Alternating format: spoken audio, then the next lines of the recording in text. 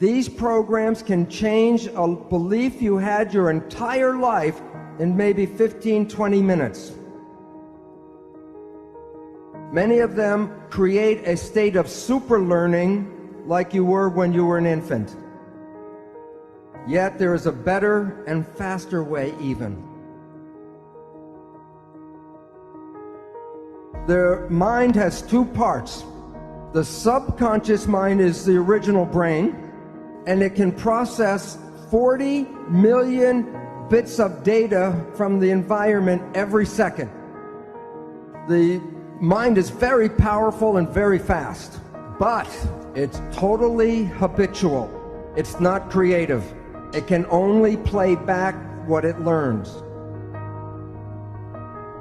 In evolution, the front part of the brain, the prefrontal cortex, gives rise to consciousness.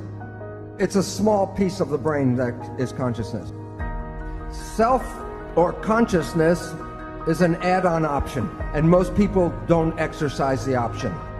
But note, it can process only about 40 bits of data per second. The subconscious mind is 1 million times more powerful. While the subconscious mind is fast, the conscious mind is slow at processing. That's why when you're in an emergency or stress, you operate from this one, because it can operate fast and handle lots of data.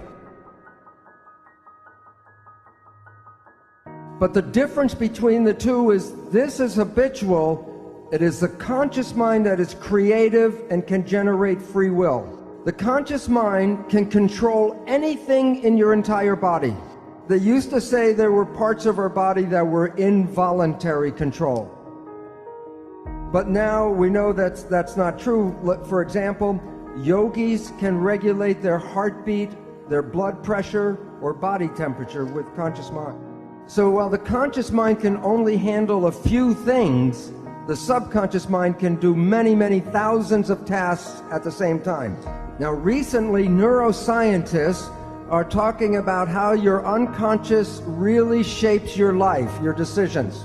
What they say, according to cognitive neuroscientists, we are conscious of only about 5% of our cognitive activity. Most people, 1% of their day is in the conscious mind. So every day, you create only from your creation mind, your conscious mind, only about 1% of what is going on in your life. And therefore, 95 to 99% of your life comes from your programming in your subconscious mind.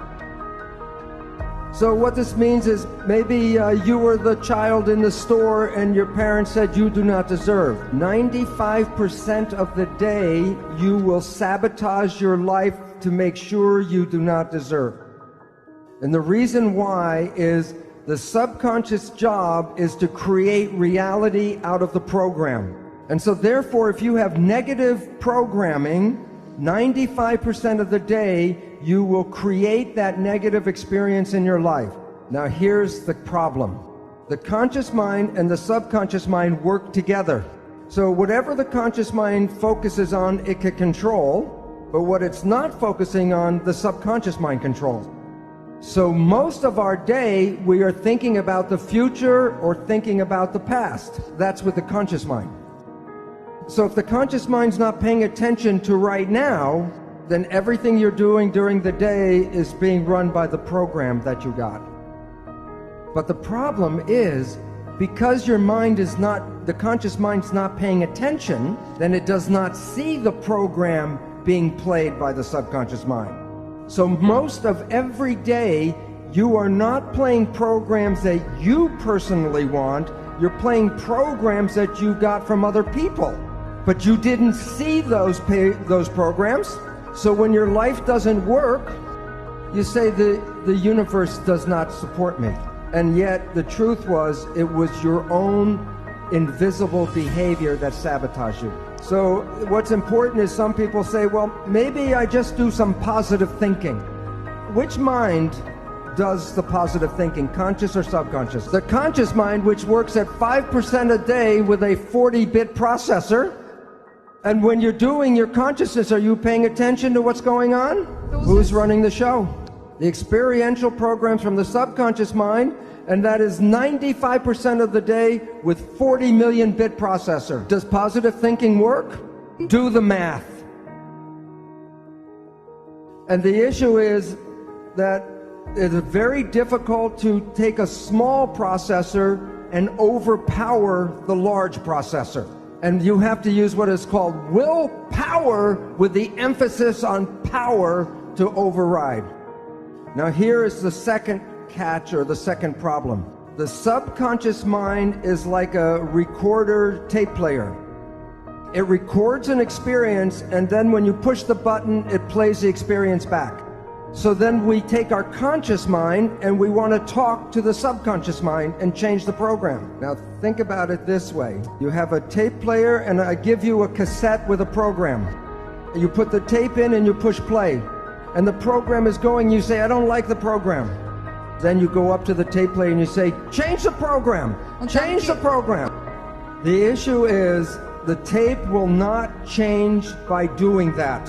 But there are ways to change the program if you know how to push the record button.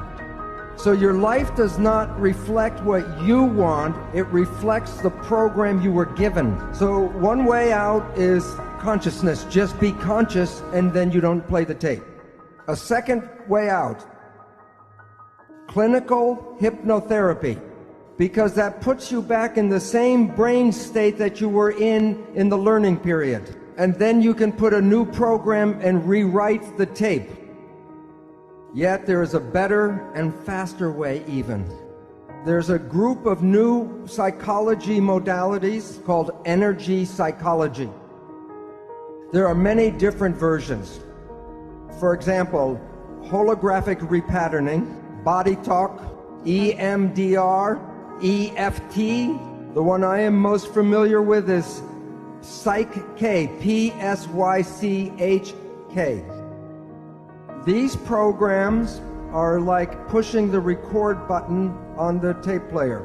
These programs can change a belief you had your entire life in maybe 15-20 minutes. Many of them, like Psych-K, create a state of super learning like you were when you were an infant. But I'm now going to show you how your thoughts go out and affect your life on the outside. EEG, you put wires on your skin and read the brain activity. MEG, the probe does not even touch the head. You can read your brain activity outside of your head. It's not magic. When a nerve carries a signal, it's like an electric wire. It has an electrical component, and so the electric component can be picked up by electrodes on the skin. But when a wire is carrying a current, it also has a magnetic field around it. The magnetic field passes through the skin. Your thoughts are not contained in your head. The people that you get connected to, you are entangled with. And many people are familiar, if you think about someone or talk about someone you haven't seen for years, and I say, oh, I haven't seen my friend John in 10 years, and the phone rings and it's John.